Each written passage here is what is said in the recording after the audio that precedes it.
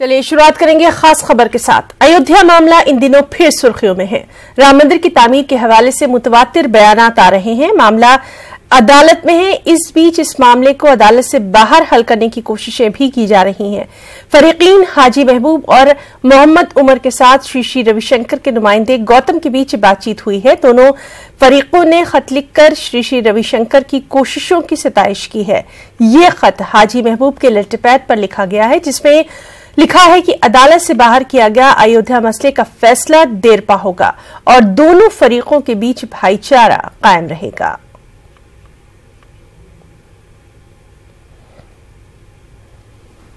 मैं रविशंकर जी से बात हुई, और लोगों में मैंने देखा है, उनके ख्यालात मुझे अच्छे लगे। और ये पहल अगर गुरुदेव जी ने कर रहे हैं तो अगर वो सही तरीके से सही निर्देश से काम करेंगे तो मैं सब उनके मुसलमानों के साथ है। तो उम्मीद तो यही मैं करता हूँ कि अगर ये जो चीजें आज मैंने शुरू की है या गुरुदेव जी कर रहे हैं, उन्होंने कहा कि मैं इसकी बात करूंगा कराऊंगा, तो हमें उम्मीद है कि शायद हल हो जाए। जो ये आज सिलसिला शुरू हुआ है, ये हमको अच्छा लगा कि शांति पूर्वक से कोई मामला हल हो जाता है तो इसमें सबसे पहले आगे हम हैं। देखिए, गुरुदेव का ये दिल से मानना है कि कोर्ट, सुप्रीम कोर्ट, हमारा बड़ा माननीय सुप्रीम कोर्ट, उसकी हम इज्जत करते हैं। उसका हर कदम जो है देश की बेहतरी में होता है, मगर कोर्ट जो है वो दिलों को एक साथ नहीं ला पाता।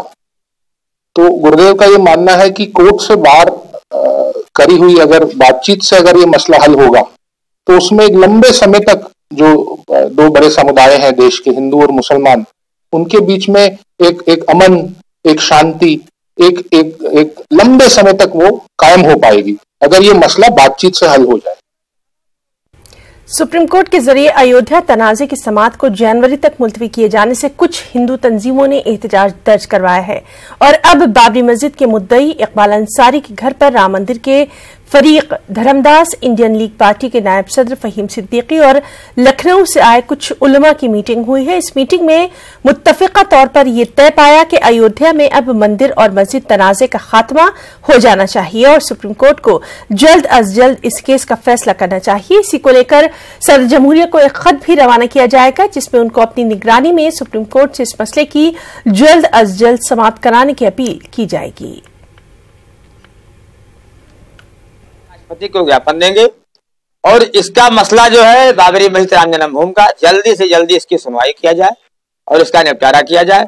इससे देश जो है, पूरे देश में हिंदू और मुसलमानों में एक नफरत पैदा हो रही है, जिसको हम लोग चाहते हैं कि सूफी संत, मौलवी, मौलाना, वकील, साधु संत मिलकर के माननीय धर्मदास के नेतृत्व में एक झगड़ा खत्म हो। यह हम लोग अब नहीं होने देंगे इस देश में कि हिंदू मुसलमान कोई राम जन्मभूमि बाबरी मस्जिद के लिए लड़े।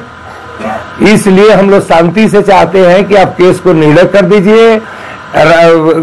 क्या किसका क्या है वो सामने सच आ जाए, आने के बाद में तब हम लोग सुलह समझौता करेंगे कि भाई इनका पक्ष में गया तो हम कह देंगे भैया हमको दे दो, या हमारे को कोई बात होगा तो हम इनको से ले सकते हैं। अभी तो कौन चीज पर समझौता करें जब तुम लोग मानने के तैयार नहीं हो।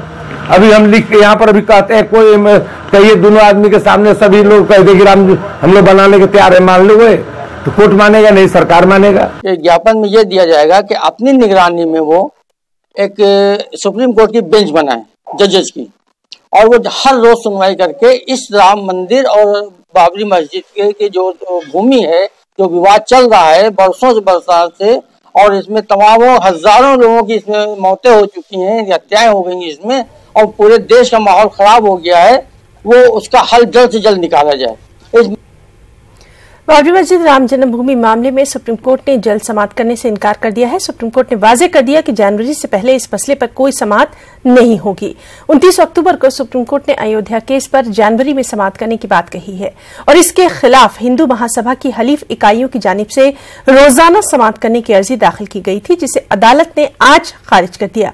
अदालत ने कहा मालिकाना हुकूक केस की समाअत मुकर्ररा वक्त पर ही होगी। चीफ जस्टिस जो हैं वो इसको बहुत सख्ती से फॉलो कर रहे हैं कि उनका कहना ये है कि जो जिस आर्डर में केसेस हैं उनमें आउट ऑफ टर्न लेने का तरीका बहुत ज़्यादा नहीं होना चाहिए, बहुत कम उसमें आउट ऑफ टर्न केस लिए जाएंगे। और उन्होंने शुरू जिस दिन ओथ ली है उसी दिन ये बात इंडिकेट की थी कि हम किन केसेस को आउट ऑफ टर्न लेंगे, बाकी रूटीन सब लेंगे।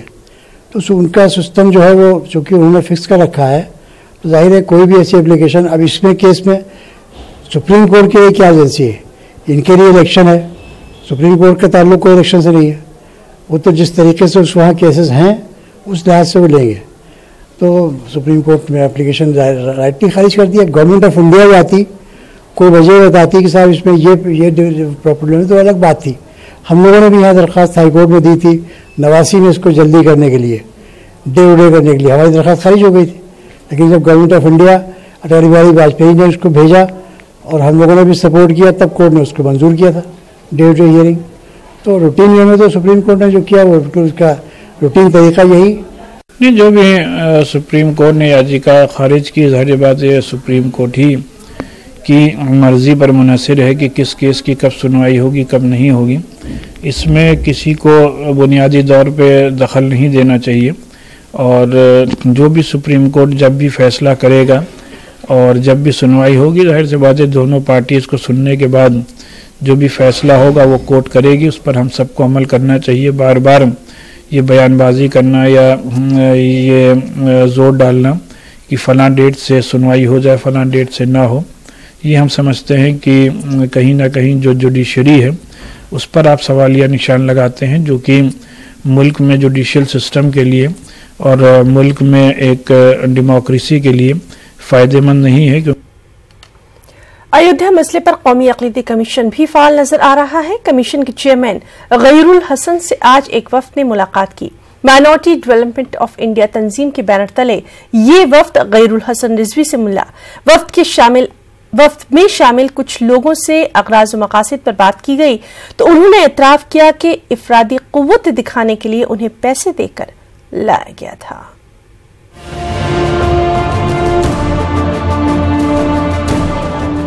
बाबरी मस्जिद राम जन्मभूमि मामले पर एक वफ्द ने कौमी अक़लीदी कमीशन के चेयरमैन गैरुल हसन से मुलाकात की।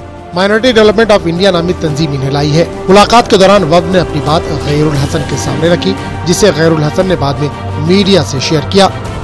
मामला सुप्रीम कोर्ट में चल रहा है। सुप्रीम कोर्ट में क्योंकि सुनवाई में देरी हो रही है, इसलिए लोग चाहते हैं कि इस मामले का अगर अलग से सुप्रीम कोर्ट के बाहर भी कोई समझौता हो जाए, सम्मानजनक समझौता, जिससे इस देश का वातावरण ठीक हो और वातावरण जो टेंशन पूर्ण वातावरण होता है, तनावपूर्ण होता है, वो खत्म हो और हिंदू और मुसलमान दोनों सुकून से देश में रह सकें। इसलिए तमाम मुस्लिम समाज के लोग मुझसे मिल रहे हैं। 14 तारीख को मुस्लिम समाज ये नेशनल कमीशन फॉर माइनॉरिटीज की बैठक है, जो हमारी मंथली होती फुल कमीशन की। उस कमीशन में एक मसले को रखेंगे। जितने मेरे पास एप्लीकेशनें आई हैं, जितने संस्थाओं ने मुझको लिख के दिया है और जितने डेलीगेशन मिल रहे हैं, उन सब बातों को हम रखेंगे और 14 तारीख को जो तय होगा वो हम आपको बताएंगे। जिन अफराद को सीजीओ अहाते में एंट्री नहीं मिल सकी थी, उन अफराद से मिलने खुद कमीशन के चेयरमैन बाहर आए और इन्हें इनकी बात आगे पहुंचाने की यकीन दहानी भी कराई। माइनॉरिटी डेवलपमेंट ऑफ इंडिया के चेयरपर्सन मरशाह ने कहा कि लोग मुल्क में अमन व अमान चाहते हैं, कशीदगी नहीं। देखिए, राम मंदिर उनकी आस्था है और वो हम इस कुर्बानी के ऊपर के हम लोगों में से कोई रोज एक कुर्बान हो, कोई रोज एक अखलाक बन जाए, किसी को मॉब लिंचिंग हो जाए या ये सब चीज हो जाए, उस पर हमें नहीं चाहिए। सुप्रीम कोर्ट पे यकीन नहीं आपको? बिल्कुल यकीन है, हम लोगों को नहीं, बाकियों को भी, सबको, पूरे देश को यकीन है इस बात पे। हम सिर्फ अपनी तरफ से एक बात रखना चाहते हैं कि हमें ऐसी मस्जिद नहीं चाहिए जिसपे हम सब लोगों की भाईचारे की कुर्बानी मांगे। यहाँ तक सब ठीक था। वक्त की मंशा और तशवीशात अपनी जगह है, लेकिन जब हमारे नुमाइंदे ने वक्त के साथ आए कुछ लोगों से बात की तो हुजूम की हकीकत तश्त-ए-ज़बान हुई। क्या करते हैं आप? हम लोग मजदूरी करते हैं। यहाँ क्या कह कर लाए थे और क्यों आए? हमारे लाए थे 400 रुपए आए थे। हाँ, दिया अभी तक? नहीं, मारे जा रहे मारे जा कोई कुछ नहीं मिला। आपको क्या कहा था? ऐसे की बात है, सभी को एक जगह की मेरा रैली में चला, 400 रुपए देंगे, खाना देंगे, छोड़ देंगे, बस बात खत्म। अच्छा, तो आगे सब दिन जगह पे चौक के लिए अब तक कुछ दिया नहीं इन लोगों ने? ये सब लोगों ने कितने लोगों से बोली गई है बात? कितने लोगों से कहा था? कितने लोगों से बात बोली गई है? कितने लोगों से बात बोली गई है? क्या कह के लाए? 200 रुपया देंगे, खाना देंगे, चलो। हाँ, उसके बाद जो है ये दूसरे लेबर बोले कि 400 रुपये दोगे तो जाएंगे, 400 रुपये पर आए। देखा आपने बात क्या थी, कहां तक जा पहुंची, मसला क्या था। इस मसले ने एक और मसले को जन्म दे दिया। न्यूज़ 18 उर्दू के लिए दिल्ली से खुर्रम शहजाद की रिपोर्ट। मध्य प्रदेश असेंबली इंतखाबात 2018 के लिए कांग्रेस ने अपना इंतखाबी मंशूर गुज़िश्ता दिनों जारी कर दिया। वचन पत्र के नाम से जारी किए गए इंतखाबी मंशूर में जहां कांग्रेस सभी तबकात का ख्याल रखने की बात कर रही है, वहीं बीजेपी ने इसे झूठ के पुलंदे से ताबीर किया है। अक़लियती तबके की बात करें तो इसे कांग्रेस के इंतखाबी मंशूर से सख्त मायूसी हुई है। खास रिपोर्ट। एमपी असेंबली इंतखाबात पर पूरे मुल्क की निगाहें टिकी हुई है। कांग्रेस ने अपना मंशूर वचन पत्र के नाम से जारी कर दिया है, जबकि बीजेपी को अपना मंशूर अभी जारी करना बाकी है। 112 सफ़हात पर मुश्तमिल वचन पत्र में कांग्रेस ने मंशूर में 973 वादे किए हैं। वचन पत्र को लेकर कांग्रेस का दावा है कि उसने रियासत में रहने वाले तमाम तबकात की ख्वाहिशात का एहतराम किया है। ये हमारा वचन एवं संकल्प पत्र है, जिसका एक एक बिंदु और एक एक अक्षर हम निभाएंगे। किसानों के लिए, महिलाओं के लिए, नौजवानों के लिए, आदिवासी हमारे अनुसूचित जाति जनजाति के लिए, हर एक वर्ग के लिए कुछ न कुछ हमारे संकल्प पत्र में है। बीजेपी ने से तो इस प्रदेश को कर्जदार कर दिया है और उसके बाद भी अनेक घोषणाएं की हैं, लेकिन हम वित्तीय संतुलन बनाते हुए सारी बात का आंकलन करने के बाद ही कोई घोषणा करते हैं। कांग्रेस के वचन पत्र में जहां सरकारी मुलाजमीन के संघ के प्रोग्रामों में शिरकत करने पर पाबंदी लगाने की बात कही गई है, वहीं रियासत के सभी ब्लॉकों में गौशाला खोले जाने की बात कही गई है। कांग्रेस ने खवातीन, किसानों, नौजवानों और गरीब तबकात पर फोकस करने वाला वचन पत्र जरूर करार दिया है, लेकिन बीजेपी इसे झूठ का पुलिंदा करार दे रही है। चुनाव पत्र वास्तव में झूठ का पुलंदा है। कांग्रेस एक बात बहुत अच्छे तरह से जानती है कि वो सरकार में आने वाली नहीं है, और जब वो सरकार में आने वाली नहीं है तो जनता से किसी भी तरह के वायदे करें, उससे कोई फर्क पड़ने वाला नहीं है। वहीं कांग्रेस के वचन पत्र को अक़लियतों और बिलखुसूस मुस्लिम तबके ने मायूसकुन करार दिया है। इनका यह भी मानना है कि कांग्रेस ने वचन पत्र सॉफ्ट हिंदुत्व के साए में बैठकर तैयार किया है। वचन पत्र में वक्फ अमलाक के तहफ़्फ़ुज़ के लिए बोर्ड की तश्कील और ज़बान के फरोग के लिए एकेडमी की तश्कील की बात की गई है, जबकि एमपी में ये इदारे पहले से मौजूद हैं और कांग्रेस की साबिक़ा हुकूमत में ही बनाए गए हैं। मुझे देखकर बड़ी मायूसी हुई उसको, इसलिए कि जो हमने 12 पॉइंट जो प्रोग्राम दिए थे, जिसके अंदर सच्चर कमेटी थी और सांप्रदायिक जो दंगे होते हैं उसके खिलाफ जो बिल आना था, उसकी कोई बात नहीं है। इसके अलावा जो सिक्योरिटी की सबसे बात जो थी कि जो सिक्योरिटी हम लोगों को चाहिए, अमन चाहिए, शांति, उसके बारे में कोई एश्योरिटी दी गई। ऐसा लगता है कि किसी अक़लियतों से मुताल्लिक कोई जिम्मेदारों से बात नहीं की गई और नौसखियों के ज़रिए जो बिल्कुल जानकारी नहीं रखते हैं उनके ज़रिए कुछ बातें सरसरी तौर पर डाल दी गई। अकेडमियाँ कायम करेंगे, अकेडमियाँ तो पहले से कायम है, वक्फ बोर्ड पहले से कायम है। इस तरह की बातें, जो ज़रूरी चीज़ें थी वो इसमें नहीं डाली गई और गैर ज़रूरी बातें की गई हैं।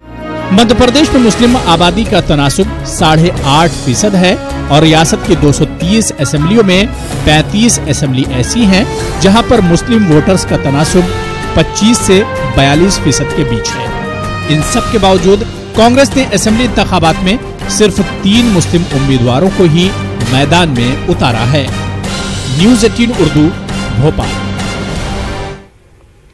हज़रत मोहम्मद सल्लल्लाहु अलैहि वसल्लम नौ इंसान के अजीम रहनुमा, इस उन्वान के तहत जमात इस्लामी हिंद कर्नाटक भर में 15 रोजा मुहिम चलाएगी। 16 नवंबर से इस मुहिम का आगाज होगा। बेंगलुरु में जमात के नुमाइंदों ने कहा कि नबी करीम की शख्सियत पूरी इंसानियत के लिए नमूना है। उनकी तालीमात को समाज के हर तबके तक पहुंचाना वक्त की अहम जरूरत है। ये मुहिम इंशाअल्लाह 16 नवंबर से 30 नवंबर तक 15 रोज़ा मुहिम है, पूरी रियासत में मनाई जा रही है और इसमें मुख्तलिफ प्रोग्राम और मुख्तलिफ लिटरेचर बरादरान वतन में तकसीम किए जा रहे हैं। मुल्क के हालात बिगड़ जा रहे हैं, इनके मुसलमानों में और गैरों में जो है ना दूरी फैल रही है, नफरत फैल रही है, उसको है ना एक रास्ते फैलाने के लिए ऐसे प्रोग्राम करना जरूरी है। हमारा इस्लाम चाहता है कि सबसे मोहब्बत से प्यार से ज़िंदगी करना, उसको फैलाना है। जमात इस्लामी की जानिब से ये जो कैंपेन मनाया जा रहा है, समाज के पूरे तबकात और खुसूसियत के साथ इसकी जो स्टूडेंट विंग है, यूथ ऑर्गेनाइजेशन है, ये भी एक मैसेज को लेकर नौजवानों तक पहुंच रही है कि आज के हमारे मुल्क को बनाने के लिए अमन का पैगाम, एक दूसरे के साथ मोहब्बत के रहने का जो हज़रत मोहम्मद सल्लल्लाहु अलैहि वसल्लम ने इंसानियत नवाज पैगाम दिए हैं, ये पैगाम को हम जाने और दूसरों तक पहुंचाएं। उत्तर प्रदेश की योगी हुकूमत ने इलाहाबाद और फैजाबाद के नाम क्या तब्दील किए। महाराष्ट्र में शिवसेना को अपना भूला हुआ सबक याद आ गया। अब शिवसेना ने भी औरंगाबाद और उस्मानाबाद का नाम तब्दील करने के लिए रियासत की फडणवीस हुकूमत पर दबाव बनाना शुरू कर दिया है। लेकिन क्या वाकई कानूनी एतबार से औरंगाबाद का नाम तब्दील किया जा सकता है? ये रिपोर्ट।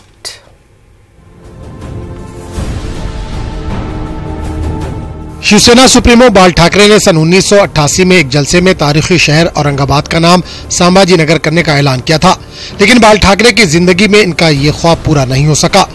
अब उत्तर प्रदेश की योगी हुकूमत ने जैसे ही चंद शहरों का नाम तब्दील किया, पिछले 30 वर्षों से औरंगाबाद शहर पर राज करने वाली शिवसेना को जैसे अपना भूला सबक याद आ गया। शिवसेना ने रियासत की फडणवीस हुकूमत पर दबाव बनाना शुरू कर दिया। MIM का कहना है कि शहर को संभाजी से मंसूब करना खुद संभाजी महाराज की तौहीन के मुतरादिफ होगा। जब उनका हो सकता है, हमारा क्यों नहीं? ठीक है, धार्मिक स्थल इलाहाबाद का प्रयागराज हो सकता, तो फिर हमारा संभाजीनगर क्यों नहीं हो सकता? जो माननीय बाला साहब ठाकरे ने 8 मई 1988 में था उसकी घोषणा की थी। कुछ लोग उसमें राजनीति करना चाहते हैं, राजनीति ना करें। हमारा यही कहना है कि जिस संभाजी नगर का नाम देना चाह रहे हैं औरंगाबाद शहर को, संभाजी महाराज कौन थे ये शायद शिवसेना को पता नहीं है। बहुत महान शख्सियत थी और उसका नाम एक ऐसे शहर को देना चाह रहे हैं जिसकी आज पहचान कचरे से हो रही है। जहां जहां पर भी कचरे का जिक्र होता है वहां पर औरंगाबाद का नाम लिया जाता है। सरकार किसकी है, प्रशासन किसका है? पिछले 25-30 साल से यही लोग यहां पर बैठे हुए हैं। आज औरंगाबाद शहर की हालत क्या हो गई है आप देख सकते हैं। औरंगाबाद शहर का नाम तब्दील करने का मुद्दा शिवसेना के लिए हमेशा अना का मसला बना रहा। सन 88 में ऐलान के बावजूद अगले 15 वर्षों तक वो इस पर अमल नहीं कर पाई। सन 1996 में सेना बीजेपी हुकूमत ने नाम तब्दील का नोटिफिकेशन जारी किया। उस वक्त के कॉर्पोरेटर मुश्ताक अहमद ने इसे हाईकोर्ट में चैलेंज किया। हाईकोर्ट ने पिटीशन को मुस्तरद किया तो ये मामला सुप्रीम कोर्ट तक पहुंचा। सुप्रीम कोर्ट ने इस मामले पर स्टे देते हुए जो रिमार्क किए थे, खुद सुनिए आप मुश्ताक अहमद की जुबानी। सुप्रीम कोर्ट ने सरकारी वकील से पूछा, क्या तुम्हारी गवर्नमेंट को कोई डेवलपमेंट का काम बचा नहीं है जो सिर्फ शहरों के नाम बदल रहे हैं? तो आप लोग डेवलपमेंट का काम करो, अच्छे काम करो, और शहरों के नाम बदलने का इतना ही शौक है तो एक नया शहर बसाओ, उसको नाम दो। औरंगाबाद तब्दीली नाम के मामले पर सुप्रीम कोर्ट का स्टे है। खुद सेना लीडरान भी इसका एतराफ करते हैं। इसके बावजूद इनका दावा है कि औरंगाबाद शहर का नाम तब्दील करके रहेंगे, जबकि पिटिशनर मुश्ताक अहमद का कहना है कि ऐसी सूरत में वो कानूनी लड़ाई के लिए तैयार है। ये पिटिशन दाखिल होने के कारण उसको हरी झंडी नहीं मिली, लेकिन इस शहर का नाम संभाजी नगर होगा, नहीं हम करके रहेंगे। ये हमारा शिवसेना का एजेंडा भी है। शहरों के नाम बदल देना तो अच्छी बात नहीं है, क्योंकि किसी भी शहर का नाम ये उस शहर के कल्चर से जुड़ा होता है, और इस मुल्क के कानून ने कल्चरल हेरिटेज के प्रोटेक्शन का वादा किया है। औरंगाबाद तब्दीली नाम के मामले पर शिवसेना की कोशिश को वोट बैंक की सियासत से जोड़कर देखा जाता है। सेना के करीबी हलीफ बीजेपी भी इस मामले में इसके साथ खड़ी नजर नहीं आती। ऐसे में शिवसेना की तब्दीली नाम की ख्वाहिश वाकई पूरी हो पाएगी ये कहना दुश्वार है। न्यूज़ 18 उर्दू के लिए औरंगाबाद से अजहरुद्दीन की रिपोर्ट। झारखंड हज कमेटी के चेयरमैन रिजवान खान ने सफर हज के ख्वाहिशमंद अफराद से दरख्वास्त फॉर्म में रांची एम्बार्केशन पॉइंट के ऑप्शन को लाइक करने की अपील की है। उन्होंने खदशा जाहिर किया कि 1500 से कम दरख्वास्त आने पर रांची एम्बार्केशन पॉइंट को खत्म भी किया जा सकता है। रिजवान खान ने कहा कि इस ताल्लुक से मरकजी वजीर मुख्तार अब्बास नकवी से भी नुमाइंदगी की गई है। गलतफहमी में लोग ऑनलाइन एप्लीकेशन में वो कलकत्ता पैसे की वजह से कि कम पड़ेगा वो अप्लाई कर देते हैं। तो इसलिए हमारी गुजारिश है कि वो रांची एम्बार्केशन पॉइंट करें। हज कमेटी की तरफ से डिमांड रखा है उनके पास कि कलकत्ता एम्बार्केशन पॉइंट और रांची एम्बार्केशन पॉइंट में फेयर डिफरेंस ना हो, दोनों का बराबर हो। इस बात पे उन्होंने सहमति जताई है। इससे ये फायदा होगा कि झारखंड के लोगों को कलकत्ता नहीं जाना पड़ेगा। अहमदाबाद में गुलबर्गा मुस्लिम सेवा समाज की जानिब से सालाना जलसे का इनेकाद किया गया। जलसे में तालीमी मैदान में नुमाया कामयाबी हासिल करने वाले 60 से ज्यादा तलबा की हौसला अफजाई की गई। जलसे में इस बात पर भी जोर दिया गया कि सरपरस्तों को अपने बच्चों को वही तालीम दिलवानी चाहिए जिनकी उनके बच्चे ख्वाहिश रखते हैं। मकसद ये होता है कि हम एजुकेशन लाइन को लेके, एजुकेशन हमारे कम्युनिटी में बहुत कम है, तो हम उसको प्रोत्साहन करने के लिए हर साल ये प्रोग्राम करते हैं। बच्चों को जो पढ़ने लिखने वाले हैं, हमारी संस्था की तरफ से जो मदद हो सकती है हम करते हैं उनको, जो कमज़ोर बच्चे हैं उनके लिए। तो हमारा मकसद यही है कि बस एजुकेशन हमारे समाज में बढ़े। क्या आप ये मत देखो कि क्या आप बनना है, बस वो चलते जाओ, पास हो जाओ। और कोई ऐसा ये कंपल्शन नहीं है कि भाई आपको डॉक्टर ही बनना है, इंजीनियर ही बनना है, जज ही बनना है, कमिश्नर बनना है। ये खुद ब खुद ये होता जाता है। जब एक गाँव से, शोरापुर से मैं निकल के दिल्ली में मैं अपना नाम कर सकता हूं, तो आप सब भी ये कर सकते हैं। और इसके लिए करना कुछ नहीं है, एक अपनी माँ बाप की इज्जत, गांव की इज्जत रखने के लिए आपको जद्दोजहद करना है।